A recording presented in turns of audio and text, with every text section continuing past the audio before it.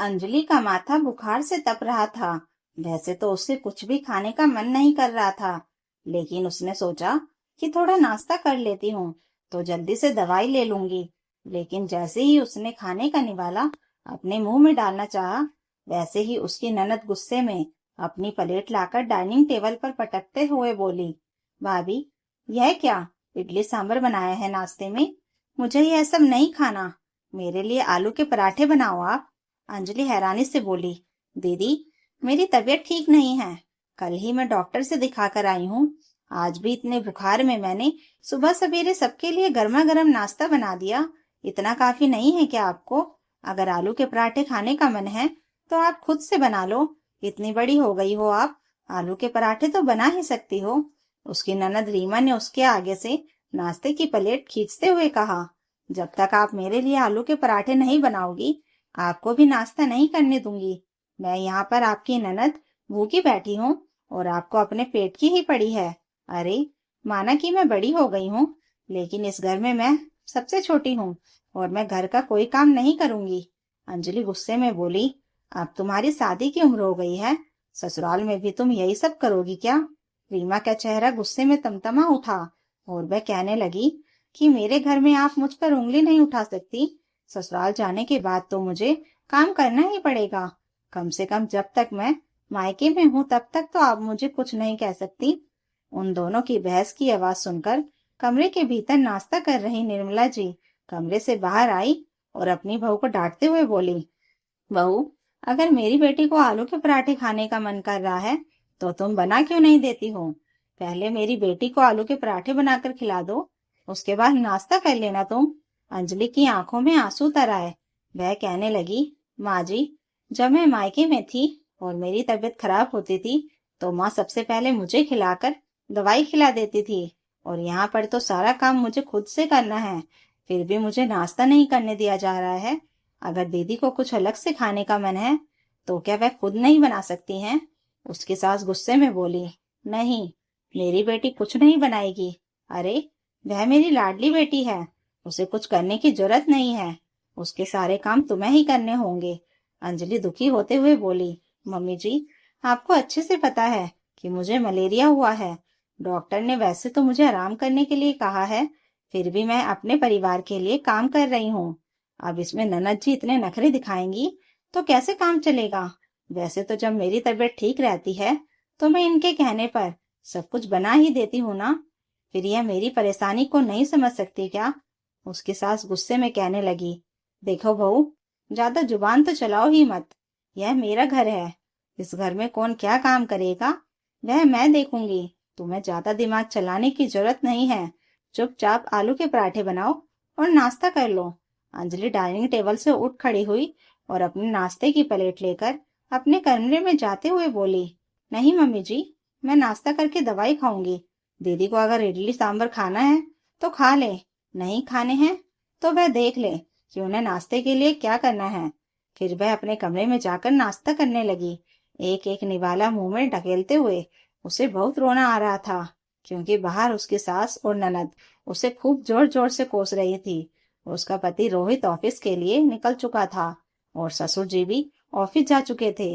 घर के मर्दों के पीछे पीछे यह लोग बहू का क्या हाल कर रही थी, यह सोच सोच कर उसे बड़ा रोना आ रहा था। थोड़ी देर के बाद नाश्ता करके वह दवाई ले चुकी थी।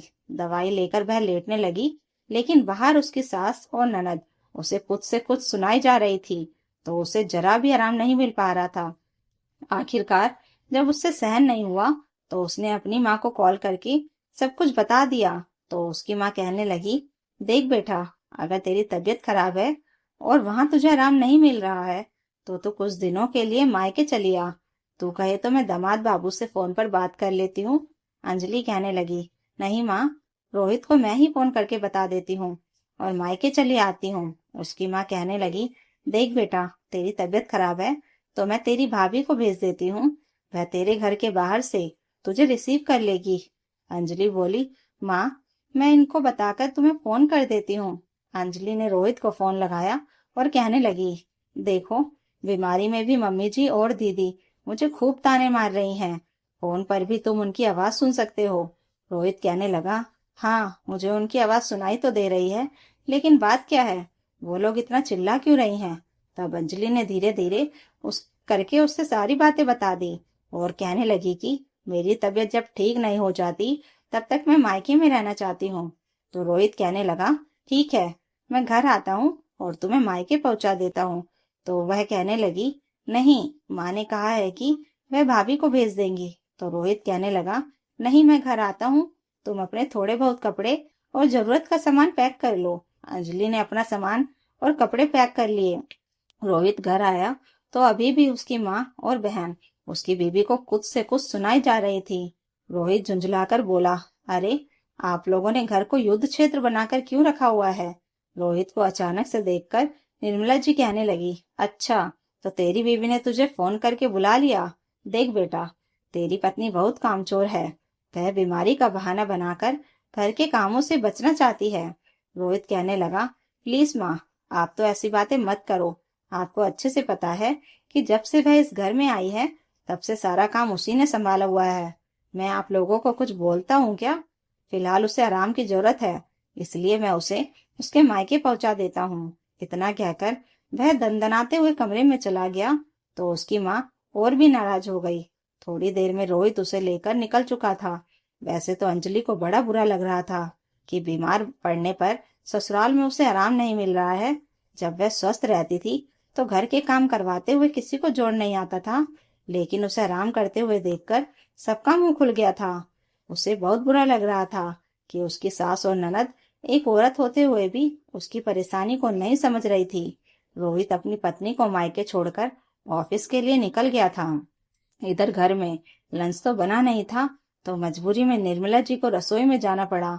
उन्होंने अपनी बेटी को मदद के लिए आवाज लगाई तो वह कहने लगी, अरे माँ, जब मैं भाभी की मदद नहीं करती हूँ तो तुम मुझे रसोई में क्यों बुला रही हो? निर्मला जी मन मारकर खाना बनाने लगी।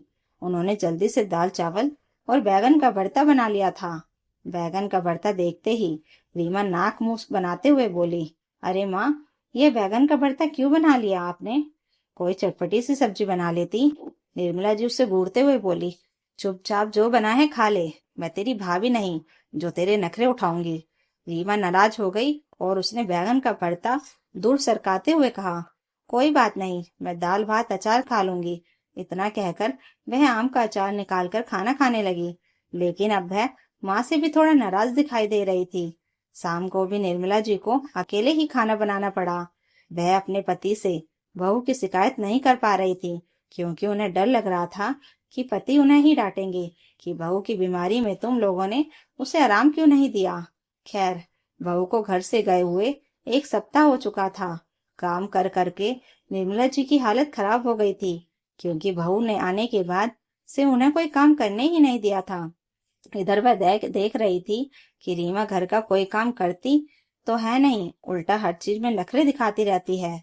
एक दिन निर्मला जी की कमर में बहुत तेज दर्द हो रहा था तो उन्होंने अपनी बेटी से कहा, तुम जरा आटा गूंद दो, मैं रोटियां सेक दूंगी। तो रीमा इनकार करते हुए कहने लगी, नहीं माँ, मेरे नाखून खराब हो जाएंगे, मैं आटा नहीं गूंदने वाली। तब उसकी माँ गुस्से में बोली, देख बेटा, तू अपनी भाभी की मदद नहीं करती तो ना सही, लेकिन कम से कम मेरी मदद तो कर दिया कर। अब रीमा को तो हर काम से इनकार करने की आदत हो गई थी, तो वह कहने लगी, नहीं माँ, मैं काम नहीं करूंगी, कल को ससुराल जाकर भी तो मुझे काम करना ही पड़ेगा ना। तो उसकी माँ गुस्से में कहने लगी कि अगर तू यहाँ काम नहीं कर रही है तो ससुराल में भी तुझे गालियां ही खाने को मिलेंगी, क्योंकि वहां पर भी तू कामचोरी ही दिखाएगी। मेरी बहू कितनी अच्छी है, हर एक काम फुर्ती से करती है, लेकिन मैं ही पागल थी जो तेरे चक्कर में उसे सुनाती रही। अगर वह बीमार न पड़ी रहती तो अभी की अभी सारे काम वह हंसी खुशी कर रही होती। और एक तू है कि माँ की तकलीफ में भी माँ की मदद नहीं कर रही है। मैं ही पागल थी जो गलत का साथ दे रही थी। इतना कहकर वह रोने लगी। तभी उनके पति सुरेश जी रसोई में आए और गुस्से में चिल्लाते हुए कहने लगे कि जब बहू बीमार रहती थी तब तुम लोग उससे ही काम करवाना चाहती थी। आज अपनी तकलीफ में तुम्हें समझ में आ रहा है ना कि तुमने अपनी बेटी को कितना सर चढ़ाकर रखा है। फिर रीमा को डांटते हुए बोले कि चुपचाप अपनी माँ की मदद करो, और जब बहू घर वापस आ जाएगी तब भी मैं उम्मीद करता हूँ कि तुम दोनों उसकी मदद जरूर करोगी। फिर अपनी बेटी को गुस्से में देखते हुए बोले कि कल को तुम्हारी भी शादी होगी, तुम्हारे ससुराल वाले भी सारा काम तुम पर ही डाल देंगे, तुम्हारी बीमारी में भी कोई तुम्हारी मदद नहीं करेगा, तो तुम्हें अच्छा लगेगा क्या? पिता की फटकार सुनकर रीमा चुपचाप आटा निकालकर आटा गूंदने लगी थी। निर्मला जी ने भी तय कर लिया था कि बहू के आने के बाद अब वह सारा काम उस पर नहीं डालेंगी और ना ही बेटी की गलत बातों में उसका साथ देंगी। 2 दिनों के बाद अंजलि घर आ चुकी थी, क्योंकि उसकी तबीयत ठीक हो गई थी। लेकिन घर आने के बाद उसने एक बदलाव देखा कि उसकी ननद अब छोटी छोटी बातों में नखरे नहीं दिखाती थी और उसकी सास भी बहू के कार्यों को महत्व देना सीख चुकी थी। तो दोस्तों, अगर आपको यह कहानी अच्छी लगी हो तो कमेंट करके जरूर बताइएगा और नई कहानियों के लिए चैनल को सब्सक्राइब जरूर कर लीजिएगा। Thank you for watching.